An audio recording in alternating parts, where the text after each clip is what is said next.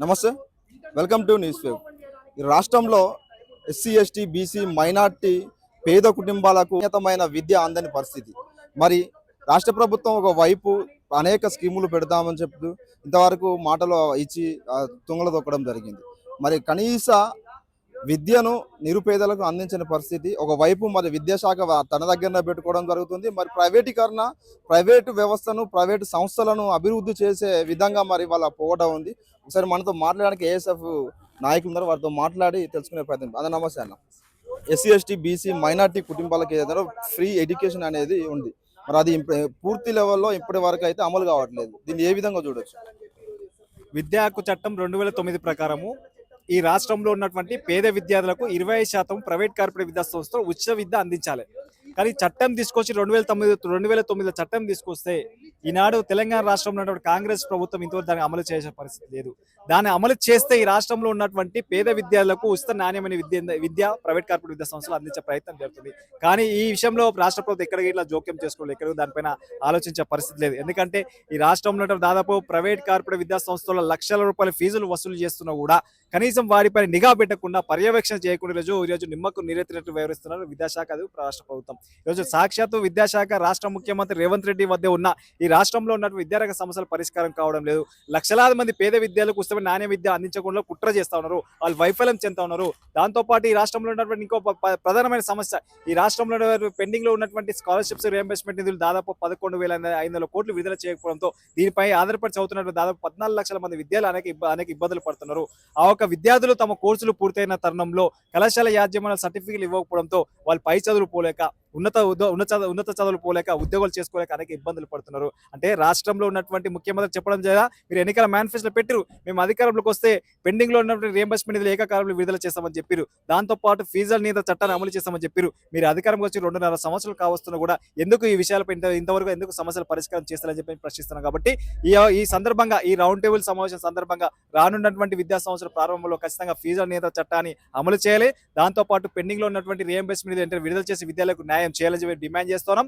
లేని ఏళ్ల ఖచ్చితంగా విద్యార్థి సంఘాలుగా పెద్ద ఎత్తున ప్రభుత్వానికి వ్యతిరేకంగా పోరాటాలు కొనసాగిస్తామని చెప్పేసి ఈ సందర్భంగా రాష్ట్ర ప్రభుత్వం హెచ్చరిస్తా ఉన్నాం. ప్రభుత్వ బడులను అభివృద్ధి చేయాల్సిన అది ప్రభుత్వం పైన ఉంటుంది, కానీ ప్రైవేట్ వ్యవస్థను అభివృద్ధి చేసే విధంగా కనబడుతుంది. మరి ప్రైవేట్ వ్యవస్థలకు ఇనాగ్రేషన్లకు కూడా పోయిన పరిస్థితి మరి మొన్నటి వరకు. దాన్ని ఏ విధంగా చూడొచ్చు? రేవంత్ రెడ్డి గారేమో చెప్పేది ఒకటి, చేసేది ఒకటి. ఆయన ఎన్నికల సభలలో లేకపోతే ఇతర సందర్భాల్లో ప్రభుత్వ విద్యారంగాన్ని బలోపేతం చేస్తాం, ఈ రాష్ట్రంలో ఉన్న ప్రతి పేద విద్యార్థికి ఉచిత నాణ్యమైన విద్య అందించే బాధ్యత మాదని చెప్తారు. మరోపక్క ప్రైవేట్ కార్పొరేట్ విద్యా సంస్థలో ప్రారంభోత్సవాలు పోతారు, అక్కడ విద్యా వ్యాపారం యథాచిక చేసుకోమని అక్కడ చెప్తారు. అంటే ఎట్లా నమ్మాలి ఈరోజు? అంటే మీరు నిజంగా మీకు చిత్తశుద్ధి ఉంటే, ఈ రాష్ట్ర ముఖ్యమంత్రిగా, విద్యాశాఖ మంత్రి మీకు చిత్తశుద్ధి ఉంటే, ఈ రాష్ట్రంలో ఉన్నటువంటి లక్షలాది మంది పేద విద్యార్థులకు వాళ్ళు నాణ్యమైన విద్య అందించడానికి ఏం ప్రణాళిక చేసిరు, ఏం నిధులు కేటాయించారని మేము అడుగుతా ఉన్నాం. మీరు బడ్జెట్ లో 15% నిధులు కేటాయిస్తామని చెప్పారు. కనీసం మీరు చెప్పిన 10% నిధులు కేటాయించు, కేంద్రం దానిలో 7%, 8% నిధులు కేటాయించి మీరే ప్రభుత్వ విద్యారంగాన్ని ధ్వంసం చేస్తున్నారు. ప్రభుత్వ విద్యారంగం చదువుతున్న పేద విద్యార్థులకు విద్యను దురవేసే కుట్ర మీరే చేస్తారు. ఎట్లా మీ మాటలు నమ్మాలని చెప్పి మేము ప్రశ్నిస్తున్నాం. కాబట్టి ఖచ్చితంగా మీరు చెప్పే మాటలు ఎక్కడ నమ్మే పరిస్థితి లేవు. మీరు చెప్పేది ఒకటి, చేసేది ఒకటి. కాబట్టి ఖచ్చితంగా మీకు నిజంగా ఈ ప్రభుత్వ విద్యారంగాన్ని బలోపేతం చిత్తశుద్ధి ఉంటే తక్షణమే విద్యారంగంలో 30% నిధులు కేటాయించండి. దాంతోపాటు రాష్ట్రంలో ఉన్నటువంటి ప్రతి ఒక్క పాఠశాలలో ఉన్నటువంటి దాని కనీస మౌలిక వసతులు కల్పించండి. దాంతోపాటు మీ నియోజకవర్గం ఎమ్మెల్యేలు కానివ్వండి, మంత్రులు కానీ, ఎంపీలు కానీ వారానికి ఒకసారి ఖచ్చితంగా ప్రభుత్వ విద్యా సంస్థలు వాళ్ళు సందర్శన పెట్టండి. దాంతోపాటు కలెక్టర్లకు సంబంధించినటువంటి సందర్శన పెట్టమని చెప్పండి. అప్పుడే సమస్యలు తెలిసినప్పుడు, పరిష్కారం చేసినప్పుడే ఈ రాష్ట్రంలో ఉన్న పేద విద్యాలు నాణ్యమైన ఉచిత విద్య అందించడానికి, చదువుకోవడానికి ప్రయత్నం ఉంటుంది తప్ప అవకాశం ఉంటుందని చెప్పేసి ఈ సందర్భంగా మీరు రాష్ట్ర ముఖ్యమంత్రి రేవంత్ రెడ్డికి తెలియజేస్తా ఉన్నాం. ఒకవైపు రాష్ట్రం అంతటా కూడా స్కూల్ ఉన్న దగ్గర పిల్లలు లేని పరిస్థితి, పిల్లలు ఉన్న దగ్గర టీచర్స్ లేని పరిస్థితి, మరి నోటిఫికేషన్ అయ్యని కూడా పరిస్థితి చూస్తున్నాం. దీన్ని ఏ విధంగా చూడొచ్చు? వాస్తవానికి ఈరోజు ఏం చెప్తున్నారంటే, ప్రైవేట్ కార్పొరేటు పాఠశాలలకు, కళాశాలలకు విచ్చలవిడిగా పర్మిషన్ ఇవ్వడం వల్ల ఈరోజు ప్రభుత్వ యంత్రాంగం ఎవరైతున్నారో, ఎంఈఓలు కావచ్చు, డిఈఓలు కావచ్చు, వాళ్ళ పర్యవేక్షణ అనేది పాఠశాలల విద్య పైన కేటాయించకపోవడం వల్ల ఈరోజు మొత్తం కూడా ప్రభుత్వ పాఠశాలలో ఉన్నటువంటి విద్యార్థులంతా కూడా ప్రైవేట్ పాఠశాలలో పోతున్నటువంటి ఒక స్థితి మన ముందు కనపడతా ఉంది. అంటే ఈ ప్రైవేట్ పాఠశాలలలో కూడా ఈ ప్రైవేట్ పాఠశాలలన్నిటి కూడా ప్రభుత్వాలే, అదే విధంగా ప్రభుత్వ అధికారులు ఎవరైతే ఉన్నారో ఎంఈఓలు కావచ్చు, డిఈఓలు కావచ్చు, అంటే డబ్బులు తీసుకొని ఈరోజు విచ్చలవిడిగా పర్మిషన్లు ఇస్తున్నటువంటి ఒక స్థితి కూడా కనపడతా ఉంది. కాబట్టి మీరు ఎంతసేపు ఉన్నా ప్రభుత్వ విద్యారంగాన్ని డెవలప్ చేయాలి. ప్రభుత్వ విద్యారంగంలో ఉన్నటువంటి సమస్యలు ఏవైతే ఉన్నాయో ఆ సమస్యలు పరిష్కరించే వైపుగా దృష్టి కేంద్రీకరించాలి. కానీ ఈ ప్రభుత్వం ఎక్కడ కూడా ప్రభుత్వ విద్యారంగం మీద కూడా దృష్టి కేంద్రీకరించకుండా మొత్తం కార్పొరేట్ ప్రైవేటు విద్యా సంస్థలు ఇచ్చేటువంటి కాసులకు అలవాటు పడ్డటువంటి ప్రభుత్వ నాయకులు, అదే విధంగా విద్యా నాయకులు, అధికారులు అందరూ కూడా దాన్ని డెవలప్ చేయడం వల్ల ఈరోజు ఒక ముద్ర తీసుకొచ్చారు. ఈ రోజు ప్రభుత్వ పాఠశాలల్లో టీచర్లు సరిగా చెప్పరని చెప్పేసి ఒక మాట చెప్తా ఉన్నారు. అంటే నేను అడుగుతా ఉన్నా, ఈ రోజు ఒక ప్రభుత్వ టీచర్ గా అర్హత పొందాలంటే, పోస్టింగ్ రావాలంటే ఆయన టెట్ పాస్ అయ్యి డిఎస్సి పాస్ అయిన తర్వాత ఈ రోజు ప్రభుత్వ ఉద్యోగిగా టీచర్గా ఈ రోజు వస్తున్నటువంటి ఒక స్థితి. కానీ ఈ రోజు ప్రైవేట్ పాఠశాలల్లో ఏం చెప్తారు, ఈరోజు డిగ్రీ అయిపోయి డిస్కంటిన్యూ అయినటువంటి, పీజీ డిస్కంటిన్యూ అయినటువంటి వారిని తీసుకొచ్చి ఈ రోజు విద్య బోధిస్తున్నటువంటి ఒక స్థితి కనపడతా ఉంది. ముఖ్యంగా ఈ రోజు విద్యార్థుల దగ్గర నుంచి, అదే విధంగా తల్లిదండ్రుల దగ్గర ఒక అపోహను మొత్తం కూడా ప్రచారం చేశారు. ప్రభుత్వ పాఠశాలల్లో మొత్తం కూడా ఎక్కడ కూడా ఆ టైంకి రావట్లేదు, మొత్తం కూడా విద్యా బోధన సరిగా జరగట్లేదు అని చెప్పేసి మాట్లాడుతూ ఉన్నారు. దీని అన్నిటికీ కారణం కూడా ప్రభుత్వం అని చెప్పేసి ఈ సందర్భంగా నేను తెలియజేస్తా ఉన్నాను. ఎందుకంటే ప్రభుత్వ అధికారులు నిరంతరం పర్యవేక్షణ లేకుండా ఉండాలి. ఒక స్కూల్లో ఒక సమస్య ఉన్నప్పుడు దాన్ని ఎమ్మటే పరిష్కరించడంలో లోపం జరగడం వల్లనే, అదే విధంగా ఎవరైతే రాజకీయ నాయకులు ఉన్నారో ఆ రాజకీయ నాయకుల యొక్క కబంధాస్తాల్లో ఈరోజు కార్పొరేట్ ప్రైవేట్ పాఠశాలలు ఉన్నాయి. వాళ్ళకు సపోర్ట్ చేస్తూ ఈ రోజు ప్రభుత్వాలు కూడా పర్మిషన్లు ఇస్తున్నటువంటి ఒక స్థితి ఉంది. కాబట్టి ఈ రకంగా మొత్తం కూడా ప్రభుత్వ లోపాన్ని తీసుకొచ్చి ఈ రోజు టీచర్ల మీద మోపడం అనేది సరైనటువంటి పద్ధతి కాదు. కాబట్టి ప్రభుత్వ విద్యారంగాన్ని డెవలప్ చేయాలి. ప్రభుత్వ చదువుతున్నటువంటి విద్యార్థులకు అందరికీ కూడా మౌలిక వసతులు కల్పించాలి.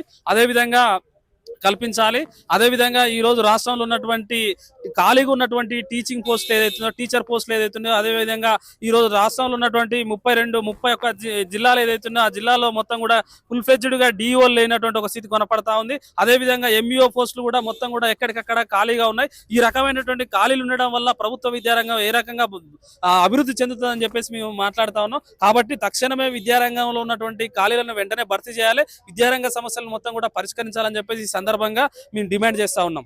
ప్రైవేట్ స్కూళ్ళకి ఇచ్చే పర్మిషన్స్ కూడా పూర్తిగా ఎలాంటి నాణ్యతగానే లేవు.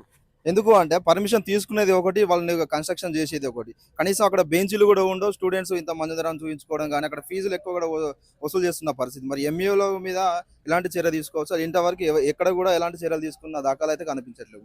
ఇప్పుడు ఎక్కడ చూసినా కూడా మొత్తానికి ఒక పాఠశాల పర్మిషన్ కావాలంటే దానికి గవర్నమెంట్ నామ్స్ ఉంటాయి. ఆ నామ్స్ ప్రకారం ఉంటే మాత్రమే పర్మిషన్ ఇవ్వాల్సినటువంటి బాధ్యత ప్రభుత్వం విద్యా అధికారుల మీద ఉంటుందని చెప్పేసి ఈ సందర్భంగా తెలియజేస్తున్నాం.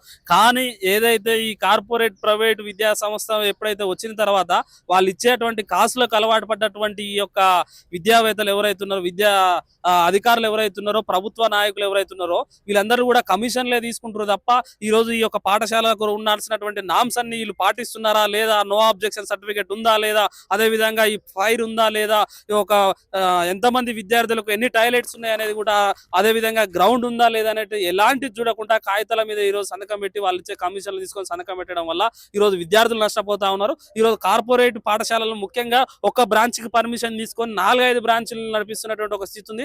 అట్లాంటి దాని మీద కూడా ఎంఈఓలు కానీ, డిఓలు కానీ, ఏఐడిఓలు కానీ వీళ్ళందరూ కూడా ఎవరు కూడా ఎక్కడ కూడా వాళ్ళ పాఠశాలల పైన యాక్షన్ తీసుకున్నటువంటి ఒక స్థితి ఉంది. ఒకవేళ పోయినా మాలాంటి విద్యార్థి సంఘాలు ధర్నాలు ర్యాలీలు చేసినా కూడా ఏమంటే అక్కడ ఉన్నటువంటి పోలీస్ యంత్రాంగం కూడా వచ్చి మా పైన కేసులు బనాయిస్తున్నటువంటి ఒక స్థితి.